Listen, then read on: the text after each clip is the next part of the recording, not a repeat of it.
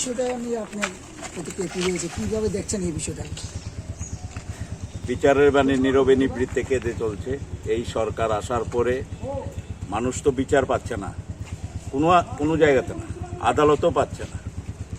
ওরা যখন যা খুশি করছে। যাই হোক, ঘটনা সংঘটিত হয়েছে আজকে 4 দিন হলো।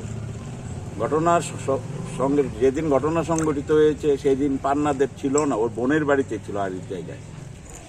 সুইসাইড করেছে যে ওনার ভাইয়ের মেয়ে, ও 14 বছর আজকে ট্রিটমেন্ট চলছে doctor Jiban Chakraborty, Hapania hospital, GB hospital. ও একটা সাইকিয়াট্রিক পেশেন্ট। তারপরে ও হ্যান্ডিক্যাপ্ট, একটা ইয়েতে শুনতে পায় না, হ্যান্ডিক্যাপ্ট সার্টিফিকেটও আছে। ওর মধ্যে একটা ডিপ্রেশন কাজ করছে। উনি পান্না ওই দিন বাড়িতেও ছিল না। পরদিন খবর পেয়ে, মৃত্যুর খবর পেয়ে পান্না বাড়িতে এলো। তখন বারবার জিজ্ঞেস করা হয়েছে পুলিশকে যে আপনারা কিছু পেয়েছেন কিনা। বললো যে না, কিছু বা সুইসাইড নোট ফোট কিছু পাইনি সারাদিন।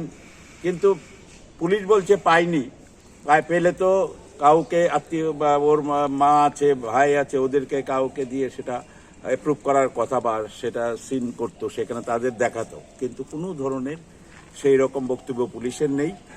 পুলিশ অথচ একটা মিডিয়াতে বের করে দিয়েছে সুইসাইড নোট পাওয়া গেছে। সুইসাইড নোট তো ওটা সিডিতে থাকবে, সিডির সঙ্গে যাবে, এটা তো অন্য কেউ জানার কথা না।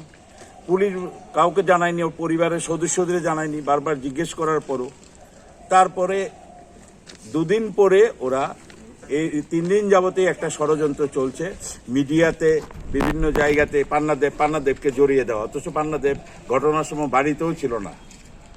এমন একটা পরিস্থিতি সৃষ্টি করে এইভাবে, যেহেতু বিরোধী দল করে ও প্রতিবাদী, তার জন্য তাকে ফাঁসিয়ে দেওয়ার জন্য যা যা করার নগ্নভাবে।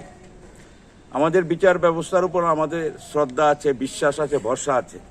কিন্তু এমন ঘটনায় কিছু ব্যতিক্রম ঘটনা ঘটে যায়, যখন এই প্রশ্নচিহ্ন থেকে যায় বিচার ব্যবস্থার সামনেও, মানুষ কি বিচার পাবে এই রাজ্যে?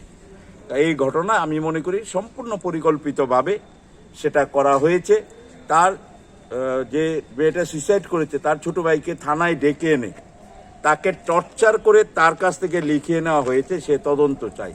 সে বারবার বলছে যে এটা সে চায় না, সে প্রথম দিন থেকে ইনোসেন্ট ছেলে, তাকে জোর করে এইসব করে দেওয়া হয়েছে। যাই হোক, যেটাই করেছে সমস্ত কিছু, ও যে একটা স্বাভাবিক না, তার যে 14 বছর যাবৎ ট্রিটমেন্ট চলছে, সাইকিয়াট্রিক ট্রিটমেন্ট চলছে, সেটা তো কাগজপত্র সব